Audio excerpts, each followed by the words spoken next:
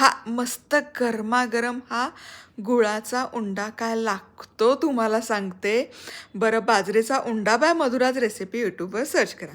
तर करायचं काय, कुकरमध्ये ओला हरभरा घाला. माझ्याकडे नव्हता म्हणून मी चणे घातले. वाटाणा, तुरी आणि त्याच सोबत गाजर घालून एक शिट्टी काढून घ्यायची. बरं सविस्तर रेसिपी हवी असेल तर बाजरीचा उंडा किंवा भज्जी बाय मधुराज रेसिपी यूट्यूबवर सर्च करा. पूर्ण रेसिपी बघायला मिळेल. आता बाजरीचं पीठ मळून घ्यायचं, त्याचे छोटे छोटे उंडे करायचे.